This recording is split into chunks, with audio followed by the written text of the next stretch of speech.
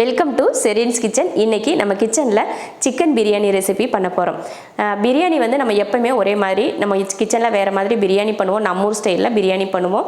இன்றைக்கி நம்ம கிச்சனில் பண்ண போகிறது ஆம்பூர் பிரியாணி பண்ண போகிறோம். ஆம்பூர் சிக்கன் பிரியாணி தான் இன்றைக்கி நம்ம கிச்சனில். அந்த பிரியாணிக்கு என்னெல்லாம் தேவை அப்படின்றத பார்த்துட்டு அப்படியே எப்படி பண்ணலாம் அப்படிங்கிறதையும் பார்க்கலாம். 1 கிலோ சீரக சம்பா அரிசியில் தான் பிரியாணி பண்ண போகிறோம். அதே போல் சிக்கன் பார்த்திங்கன்னா 1.5 கிலோ சிக்கன் எடுத்துருக்கோம். எப்போயுமே நம்ம பீஸ் வந்து கொஞ்சம் அதிகமாக இருக்கட்டும் அப்படின்றதுக்காக 1.5 கிலோ சிக்கனும் 1 கிலோ அரிசியும் சேர்த்து தான் இன்றைக்கி நான் பிரியாணி பண்ண போகிறேன். நீங்கள் வந்து 1 கிலோ ரைஸ்க்கு 1 கிலோ சிக்கன் போட்டாலே உங்களுக்கு சரியாக தான் இருக்கும். எனக்கு வந்து கொஞ்சம் பீஸ் அதிகமாக இருந்தால் நல்லாயிருக்கும் அப்படின்றதுக்காக தான் 1.5 கிலோ சிக்கன் சேர்க்குறேன். அதனால அளவுகளில் எந்த மாற்றமும் இருக்காது, அதே அளவாக தான் இருக்கும். அரிசியை வந்து நான் முன்னாடியே ஊற வச்சுட்டேன். இப்போ தாளித்து விட்டுறலாம். இப்போ வந்து எண்ணெய் ஊற்றிக்கலாம்.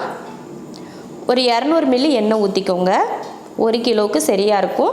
நீங்கள் நெய் ஊற்றுற மாதிரி இருந்துச்சுன்னா பாதி நெய்யும் பாதி எண்ணெயும் சேர்த்துக்கோங்க. எண்ணெய் காஞ்சதுமே 10 பட்டை, 10 கிராம்பு, 10 ஏலக்காய். பட்டை, கிராம்பு, ஏலக்காய் 3மே 10 சரியளவு எடுத்திருக்கேன். பொரிஞ்சதுமே வெங்காயம் சேர்த்துக்கலாம். பெரிய வெங்காயம்,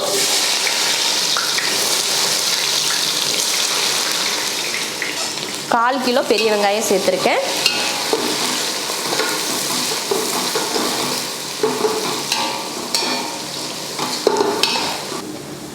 வெங்காயம் பார்த்திங்கன்னா இந்த அளவுக்கு நல்லா கலர் மாதிரி வந்துருச்சு. இப்போ இதில் இஞ்சி பூண்டு பேஸ்ட்டு சேர்த்துக்கலாம். 1 2 3 4 5 ஸ்பூன் இஞ்சி பூண்டு பேஸ்ட். இதை வதக்கிடுவோம்.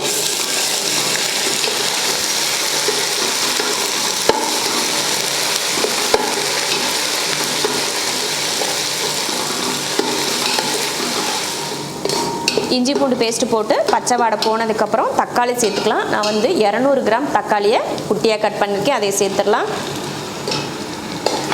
நம்ம ஊர் ஸ்டைலில் பிரியாணி பண்ணுறப்போ பார்த்திங்கன்னா நம்ம தக்காளி வந்து அதிகமாக சேர்த்துக்க மாட்டோம், கம்மியாக தான் சேர்ப்போம். ஏன்னா நமக்கு வந்து அந்த தக்காளியோட ஃப்ளேவர் பிடிக்காது அப்படின்றதுனால.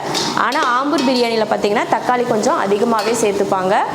இது கூடவே நம்ம புதினா மல்லித்தலையை சேர்த்துக்கலாம். புதினா மல்லித்தலை ரெண்டும் சேர்ந்து 2 கைப்பிடி அளவுக்கு சேர்ந்துருக்கேன். புதினா 1 கைப்பிடி, மல்லித்தலை 1 கைப்பிடி அளவு. இப்போ இதை நல்லா வதக்கிக்கலாம். தக்காளி வந்து நல்லா மசியட்டும்.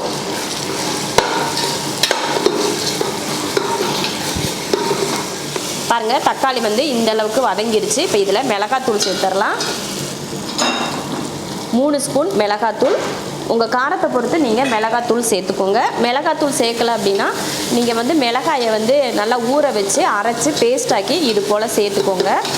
இல்லைன்னா உங்களுக்கு ஈஸியாக இருக்கணும்னா மிளகாத்தூள் சேர்த்துக்கோங்க, அது வந்து ரொம்ப ஈஸி. மிளகாத்தூள் போட்டு கலந்தாச்சு. அடுத்து சிக்கன் சேர்த்துருவோம். இந்த மாதிரி நல்லா பெரிய பீஸ் சிக்கனாக எடுத்துருக்கேன், சேர்த்துக்கோங்க.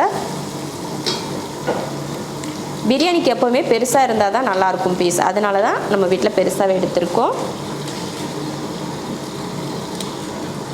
சிக்கனுக்கு தேவையான உப்பு சேர்த்துக்கலாம். கரெக்டாக நல்லா உப்பே சேர்த்துக்கோங்க. நான் கல் உப்பு சேர்க்குறேன், நீங்கள் வந்து பவுடர் உப்பு கூட சேர்த்துக்கலாம். இப்போ இதை கலந்து விட்டுருவோம்.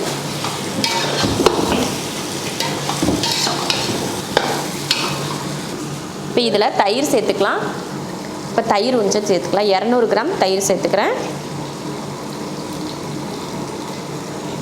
அடுத்து லெமன் சேர்த்துக்கலாம். அரை லெமன் சேர்த்துக்கிறேன். ஏன்னா நம்ம தக்காளியும் அதிகமாக சேர்த்துருக்கோம், தயிரும் 200 கிராம் சேர்த்துருக்கோம் இல்லையா, அதனால் லெமன் வந்து பாதி போதும். அவ்வளோதான். இப்போ இதை எல்லாம் நல்லா கலந்து வேக வச்சுருவோம்.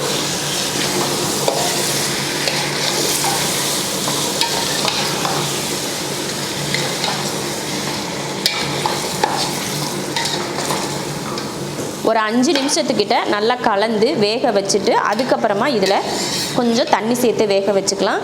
ஒரு 5 நிமிஷம் இது வதங்கட்டும். அதுக்குள்ளேயும் நம்ம அரிசி வேக வைக்கிறதுக்கு தண்ணி கொதிக்க வச்சுட்டு வந்துடலாம். 5 நிமிஷம் நல்லா வதங்கி எண்ணெய் தெரிஞ்சு வர ஆரம்பிச்சிருச்சு. இப்போ இதில் கொஞ்சம் தண்ணி சேர்த்துக்கலாம். இந்த கிண்ணத்தில் 1/2 கிண்ணம் தண்ணி சேர்த்துக்கிறேன்.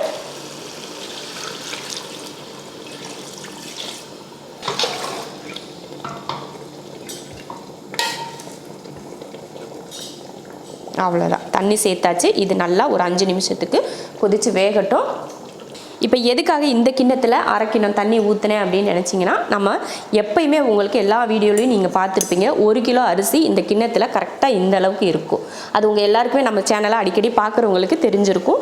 இந்த கிண்ணத்தில் 1 கிலோ அரிசி, அந்த 1 கிலோ அரிசிக்கு அரை கிண்ணம் தண்ணி ஊற்றுறது கணக்கு தான் நான் அரை கிண்ணம் தண்ணி அதில் ஊற்றிருக்கேன். அரை கிண்ணம் போதும். 1 கிலோவுக்கு அரை கிண்ணம் தண்ணி ஊற்றுனீங்களா அந்த தண்ணி வற்றி வர்றதுக்கு நமக்கு சரியாக இருக்கும். இல்லைன்னா நீங்கள் லிட்டர் கணக்கில் எடுக்கணும்னா அரை லிட்டர் தண்ணி நீங்கள் சேர்த்துக்கோங்க. கரெக்டாக அரை லிட்டர், இல்லைன்னா இந்த கிண்ணத்தில் அரை கிண்ணம் தண்ணி, அவ்வளோதான். அந்த கணக்கில் நீங்கள் சேர்த்துக்கோங்க. எக்ஸ்ட்ராலாம் தண்ணி சேர்க்க தேவையில்லை. ஏன்னா நம்ம அரிசியை வடித்து வெறும் அரிசி மட்டும்தான் சேர்க்க போகிறோம். அரிசி 3/4 பக்குவம் அதிலேயே வெந்துடும். இதில் வந்து வேகிறதுக்கு சிக்கன் வேகிறதுக்காக மட்டும்தான், அதாவது அடி பிடிக்காமல் வேகணும் அப்படின்றதுக்காக தான் தண்ணி சேர்த்துருக்கு. இப்போ வந்து நம்ம சிக்கனை வேக வச்சுட்டோம் பார்த்தீங்களா, அதுக்குள்ளேயே இப்போ தண்ணி நம்ம வச்சுட்டு போனோம் பார்த்தீங்களா, இப்போ தண்ணியும் கொதிக்க ஆரம்பிச்சிருச்சு. இப்போ இந்த அரிசியை வேக வச்சுக்கலாம். அரை மணி நேரம் ஊறி இருக்குது இந்த சீரக சம்பா அரிசி. நீங்கள் பாசுமதியில் செய்கிறதா இருந்தாலும் செஞ்சுக்கலாம். இப்போ நான் வந்து அரிசியை போட்டுக்கிறேன்.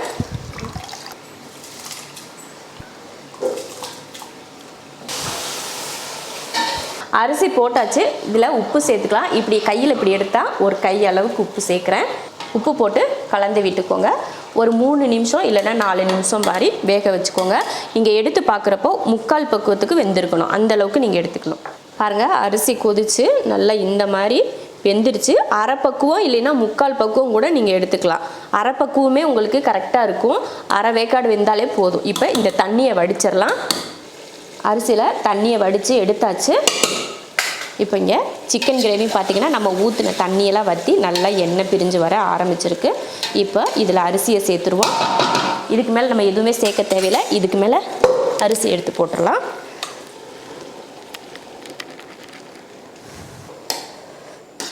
அரிசி போட்டதுக்கப்புறம் நல்லா கலந்து விட்டுருங்க. இப்போ உப்பு பார்த்திங்கன்னா நான் சிக்கன்லேயும் உப்பு போட்டு தான் வேக வச்சுருக்கோம். அதே போல் ரைஸ் வேக வைக்கிறப்பையும் உப்பு போட்டோம். ரெண்டுக்குமே உப்பு சரியாக தான் வேக வச்சுருக்கோம். ஒரு சமயம் உங்களுக்கு ரெண்டுலேயுமே உப்பு கம்மியாக இருக்குது அப்படின்ற மாதிரி இருந்ததுன்னா, இப்போ ரைஸ் போட்டு கிளறீங்க பார்த்திங்களா, அந்த டைமில் உப்பு போட்டு கிளறிக்கோங்க. இப்போ பார்த்திங்கன்னா நல்லா அந்த மசாலோடு சேர்த்து ரைஸை கிளறி விட்டாச்சு பாருங்கள். இப்போ நம்ம தம் வச்சுக்கலாம். நல்லா இப்படி அமுத்தி விட்டுறலாம். அரிசி கொஞ்சம் கொஞ்சம் வேகாமல் இருக்கும் பார்த்திங்களா, அதெல்லாம் இப்படி வச்சு வேக வச்சுக்கலாம். இதுக்கு மேலே நெய் ஊற்றிக்கலாம். ஒரு 2 ஸ்பூன் 3 ஸ்பூன் அளவுக்கு நெய் விட்டுக்கோங்க.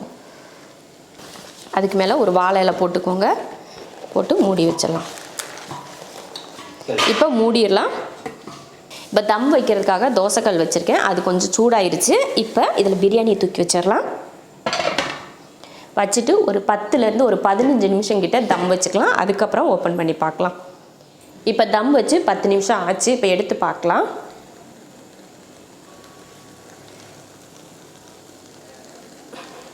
அவ்வளோதான். இப்போ அடுப்பை ஆஃப் பண்ணிடுவோம். அடுப்பை ஆஃப் பண்ணியாச்சு. தம்மிலேருந்து எடுத்த உடனேவும் நம்ம எடுத்து பரிமாற வேணாம். ஒரு கொஞ்சம் நேரம் வெயிட் பண்ணிவிட்டு அதுக்கப்புறம் எடுத்து நீங்கள் பரிமாறிக்கலாம். ஏன்னா இப்போ சூடோடையே எடுத்தோம்னா கறியும் சரி அந்த ரைஸும் சரி உடைய ஆரம்பிக்கும் பாருங்கள். அதனால் கொஞ்சம் ஆறுனதுக்கப்புறமா நீங்கள் எடுத்திங்கன்னா உங்களுக்கு எடுக்கிறதுக்கு ஈஸியாக இருக்கும். அவ்வளோதான். இது போல் சிக்கன் பிரியாணி நீங்களும் செஞ்சு பார்த்துட்டு எப்படி இருக்குன்னு சொல்லிட்டு கமெண்ட்டில் சொல்லுங்கள். பிடிச்சிருந்தா லைக் பண்ணிவிட்டு ஷேர் பண்ணிவிட்டு நம்ம ஷெரின்ஸ் கிச்சன் சேனலை சப்ஸ்கிரைப் பண்ணி பக்கத்தில் இருக்க பெல் ஐக்கானை கிளிக் பண்ணி வச்சுக்கோங்க.